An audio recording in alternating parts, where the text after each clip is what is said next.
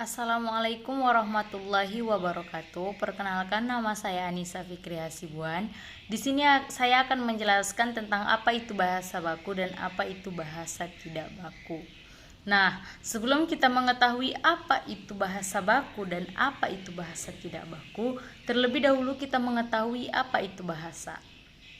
Nah, bahasa merupakan alat komunikasi penting yang dapat menghubungkan seseorang dengan orang yang lainnya. Nah, pada kaidahnya, pada kaidah bahasa Indonesia terdapat dua ragam bahasa. Yang pertama yaitu bahasa baku dan yang kedua yaitu bahasa tidak baku.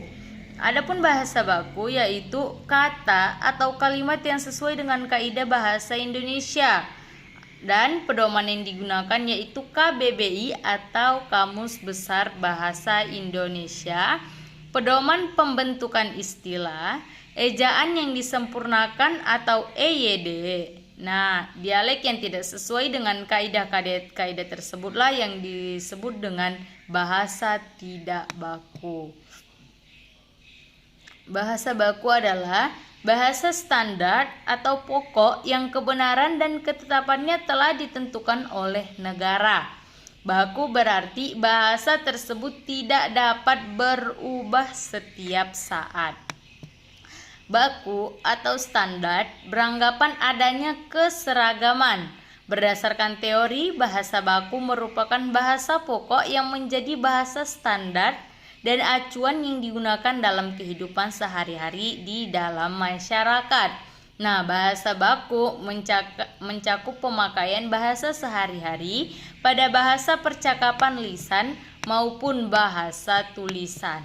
Tetapi pada penggunaannya, bahasa baku lebih sering digunakan untuk sistem pendidikan negara, pada urusan resmi pekerjaan, dan juga pada semua konteks resmi.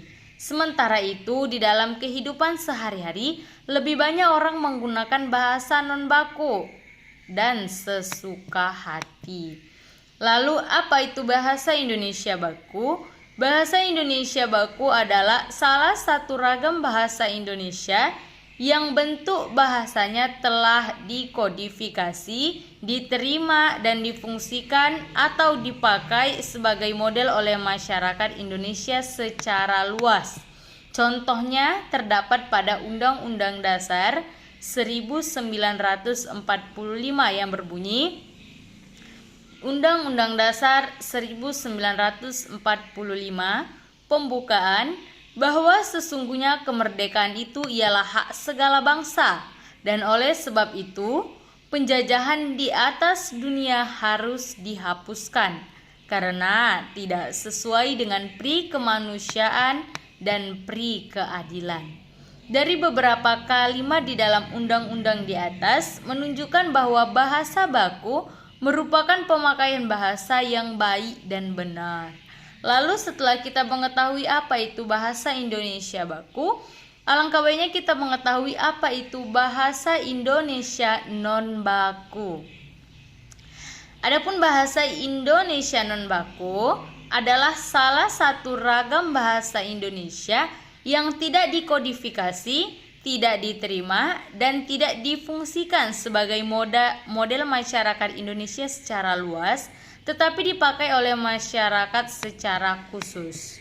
Nah, setelah kita mengetahui apa pengertian dari bahasa baku dan bahasa non-baku, selanjutnya kita mengetahui apa fungsi dari bahasa baku. Nah, untuk fungsi yang pertama yaitu sebagai pemersatu. Nah, Indonesia terdiri dari beragam macam-macam suku bangsa. Nah, di setiap masyarakat menggunakan bahasa daerahnya masing-masing. Maka dia tidak dapat, apabila setiap masyarakat menggunakan bahasa daerahnya masing-masing, maka ia tidak akan dapat berkomunikasi dengan masyarakat dari daerah lain. Fungsi bahasa baku yaitu menghubungkan semua penutur berbagai dialek bahasa itu. Dengan demikian, bahasa bakulah yang mempersatukan mereka menjadi satu masyarakat bangsa, satu bangsa tetapi berbeda-beda daerah. Jadi, untuk dapat saling berkomunikasi, maka seluruh bangsa Indonesia, seluruh masyarakat Indonesia menggunakan bahasa Indonesia, yakni bahasa baku yang resmi. Adapun fungsi yang kedua yaitu pemberi kekhasan.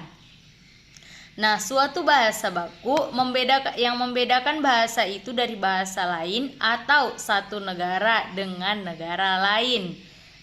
Karena itu digunakan sebagai salah satu ciri dari suatu bangsa. Nah, melalui fungsi inilah bahasa baku memperkuat perasaan kepribadian nasional masyarakat bahasa yang bersangkutan. Dengan menggunakan bahasa baku, maka akan bertambahlah atau kuatlah perasaan kepribadian nasional kita, nasionalisme kita sebagai masyarakat yang berbangsa. Nah, untuk fungsi yang ketiga yaitu pembawa kewibawaan. Apa maksud dari pembawa kewibawaan? Pemilikan bahasa baku membawa serta wibawa atau prestis. Adapun fungsi pembawa wibawa bersangkutan dengan usaha orang mencapai kesederajatan dengan peradaban lain yang dikagumi lewat pemerolehan bahasa baku sendiri. Nah, penutur atau pembicara atau masyarakat yang mahir berbahasa Indonesia dengan baik dan benar akan memperoleh wibawa di mata orang lain. Lalu, untuk fungsi yang terakhir yaitu sebagai kerangka acuan. Apa maksud dari sebagai kerangka acuan? Yaitu sebagai kerangka acuan bagi pemakaian bahasa dengan adanya norma dan kaidah atau yang dikodifikasikan yang jelas. Nah, norma dan kaidah itu menjadi tolak ukur bagi benar tidaknya pemakaian bahasa seseorang atau golongan. Kemudian, kita akan mengetahui apa ciri-ciri dari bahasa baku. Setelah kita mengetahui apa itu bahasa baku, wajib bagi kita mengetahui apa ciri-ciri dari bahasa baku. Apabila kita tidak mengetahui apa ciri-ciri dari bahasa baku, maka tidak akan bisa kita menggunakan bahasa baku di dalam kehidupan bermasyarakat. Nah, adapun ciri-ciri dari bahasa baku yang pertama yaitu tidak dipengaruhi dengan bahasa daerah. Maksudnya, bahasa ini murni menggunakan bahasa baku dan tidak ada unsur daerah, baik Batak maupun Jawa dan lain sebagainya. Jadi dia murni tidak menggunakan bahasa daerah. Nah, yang kedua, tidak dipengaruhi bahasa asing. Bahasa asing maksud dari sini seperti tidak dipengaruhi dari bahasa Inggris atau bahasa Arab dan lainnya. Jadi dia sesuai dengan Kamus Besar Bahasa Indonesia. Nah, adapun yang ketiga merupakan ragam bahasa percakapan. Nah, adapun yang keempat, pemakaian imbuhan secara eksplisit. Nah, untuk yang kelima, pemakaian yang sesuai dengan konteks kalimat. Contohnya, siapa namamu menjadi siapa namanya, dan lain sebagainya menjadi dan sebagainya. Dan itu yang keenam, tidak mengandung makna ganda, tidak rancu. Contohnya, menghemat waktu menjadi mempersingkat waktu, mengatasi berbagai ketinggalan menjadi mengejar ketinggalan. Lalu adapun yang ketujuh yaitu tidak mengandung arti pleonasme. Contohnya, para juri menjadi para juri-juri, hadirin menjadi para hadirin, pada zaman dahulu menjadi pada zaman dahulu kala. Nah, untuk yang kedelapan yaitu tidak mengandung hiperkorek. Contohnya, Sabtu menjadi Sabtu, akhir menjadi akhir, baku menjadi tidak baku. Dan untuk yang kesembilan yaitu ragam bahasa baku adalah ragam bahasa yang paling sedikit memperlihatkan ciri kedaerahan. Dan yang ke-10 sistem bunyinya lebih kompleks. Dan yang ke-11 bahasa baku cenderung juga berbeda dari bahasa non baku di dalam hal kaidah pemberian tekanan pada kata. Nah, setelah kita mengetahui ciri-ciri dari bahasa baku, selanjutnya kita akan mengetahui bagaimana cara pemakaian bahasa Indonesia baku dengan baik dan benar. Nah, pemakaian bahasa yang mengikuti kaidah bahasa yang dibakukan atau yang dianggap baku adalah pemakaian bahasa Indonesia baku dengan benar. Dengan demikian, bahasa Indonesia baku dengan benar adalah pemakaian bahasa yang mengikuti kaidah bahasa atau gramatikal bahasa baku. Sebaliknya, pemakaian bahasa Indonesia non baku dengan benar adalah pemakaian bahasa yang tidak mengikuti kaidah bahasa atau gramatikal bahasa baku, melainkan kaidah gramatikal bahasa non baku. Lalu, pemakaian bahasa Indonesia baku dengan yang baik dan benar adalah pemakaian bahasa yang sesuai dengan fungsi dan ciri kode bahasa Indonesia baku. Nah, pemakaian bahasa Indonesia baku dengan baik dan benar adalah pemakaian bahasa yang sesuai dengan fungsi dan ciri kode bahasa Indonesia non baku. Lalu, konsep baik dan benar di dalam pemakaian bahasa Indonesia baik baku maupun non baku saling mendukung atau saling berkaitan. Nah, konsep yang benar adalah pemakaian bahasa yang baik harus juga merupakan pemakaian bahasa yang benar. Lalu, penggunaan bahasa dengan baik, penekanan aspek komunikatif bahasa. Kita harus memperhatikan kepada siapa kita akan menyampaikan bahasa kita. Oleh karena itu, unsur umur, pendidikan, agama, status sosial, lingkungan sosial, dan sudut pandang khalayak sasaran kita tidak boleh kita abaikan. Nah, bahasa yang benar berkaitan dengan aspek kaidah, yaitu peraturan bahasa. Ada 4 hal yang harus kita perhatikan. Yang pertama yaitu tata bahasa, yang kedua pilihan kata, yang ketiga tanda baca, dan yang terakhir adalah ejaan. Lalu pengetahuan atas tata bahasa dan pilihan kata harus dimiliki dengan penggunaan bahasa lisan dan tulisan. Pengetahuan atas tanda baca dan ejaan harus dimiliki dalam penggunaan bahasa tulis. Tanpa pengetahuan tata bahasa yang memadai, kita akan mengetahui kesulitan dalam bermain dengan bahasa. Lalu, apa aja kriteria yang digunakan untuk melihat penggunaan bahasa yang benar? Untuk kriteria yang pertama yaitu tata bahasa atau fonologi. Nah, misalnya pada bunyi F, V, dan Z. Nah, ini yang sering salah. Nah, untuk contoh kata-kata yang benar adalah fajar, motif, aktif, variabel, vitamin, devaluasi, zakat, izin, bukan pajar, bukan juga motif, bukan aktif, bukan variabel, bukan vitamin, bukan devaluasi, bukan zakat, dan bukan izin. Nah, masalah lafal juga termasuk aspek tata bunyi. Pelafalan yang benar dalam kompleks transmigrasi ekspor bukan kompleks, tapi kompleks. Bukan transmigrasi, tapi transmigrasi. Bukan ekspor, tapi ekspor. Nah, bukan ekspor, tetapi ekspor. Lalu untuk yang kedua, tata bahasa atau kata dan kalimat.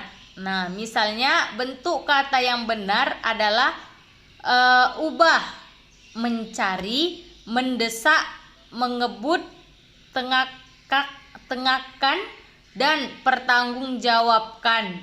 Bukan ubah bukan obah, obah bukan obah yang salah, yang benar yaitu ubah, rubah, roba yang salah itu obah, rubah, robah. Kalau mencari, yang salah nyari. Terdesak, yang salah yaitu kedesak. Ngebut, ngebut. Mengebut menjadi ngebut. Kata tegakkan menjadi tegakan. Kata pertanggungjawabkan menjadi pertanggungjawaban. Dan ada pun yang ketiga yaitu aspek kosakata. Di dalam aspek kosakata atau yang termasuk istilah, kata-kata seperti bilangan, seperti bilang, kasih, entar, dan udah lebih baik diganti dengan berkata atau mengatakan, memberi, sebentar, dan sudah dalam penggunaan bahasa yang benar. Dalam peristilahan, istilah dampak atau impact, bandar udara, keluarkan atau output dipilih sebagai istilah yang benar daripada istilah pengaruh, pelabuhan udara, dan hasil. Lalu adapun yang keempat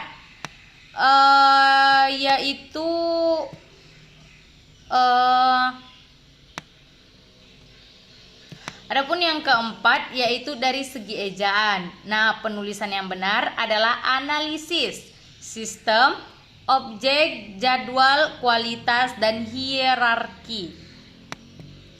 Lalu yang kelima, adapun yang kelima yaitu dari segi maknanya.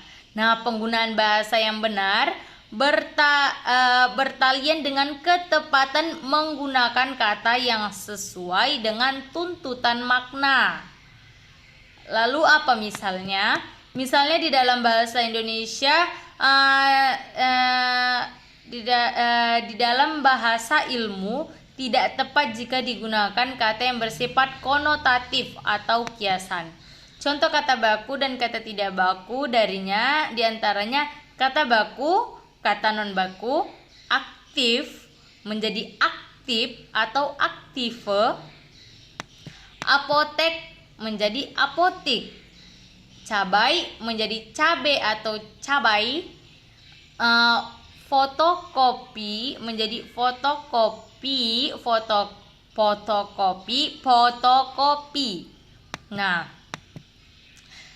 contoh kalimat baku dan tidak baku diantaranya untuk yang pertama yaitu kalimat baku. Yang pertama, meskipun hanya sekedar memberi saran, penyampaiannya perlu diperhatikan. Untuk yang kedua, ibu membeli cenderamata sebagai bukti pernah mengunjungi suatu tempat. Yang ketiga, apotek terlengkap di kota ini menyediakan jenis obat-obat generik hingga obat-obatan langka. Nah, adapun kata tidak baku darinya yang pertama, aku tidak suka sama sikapnya yang seenaknya sendiri. Yang kedua, harga cabai saat ini naik nggak tanggung-tanggung. Untuk yang ketiga, belum apa-apa kok udah nyerah, masa nggak malu sama diri sendiri. Nah, itulah tadi perbedaan kalimat dari kata baku dan kata tidak baku yang sering kita gunakan di dalam kehidupan sehari-hari tanpa kita sadari. Nah, untuk yang selanjutnya, minimnya penggunaan bahasa baku dalam kehidupan masyarakat. Mengapa betapa minimnya penggunaan bahasa baku di dalam kehidupan bermasyarakat? Nah, di sini akan kita bahas tentang itu.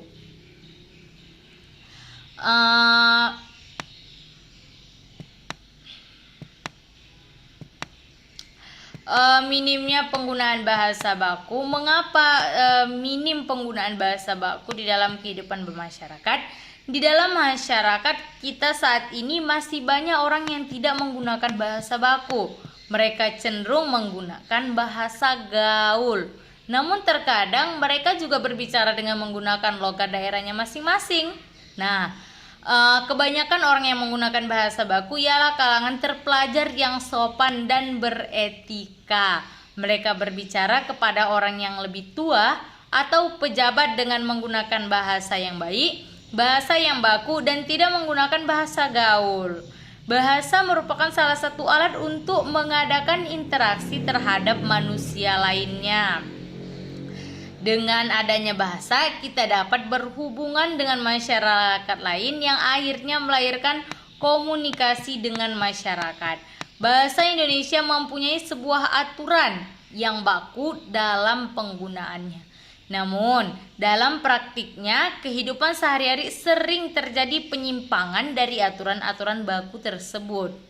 Kita menggunakan bahasa Indonesia perlu diperhatikan waktu dan kesempatan. Misalnya, kapan kita menggunakan bahasa baku pada situasi resmi dan ilmiah.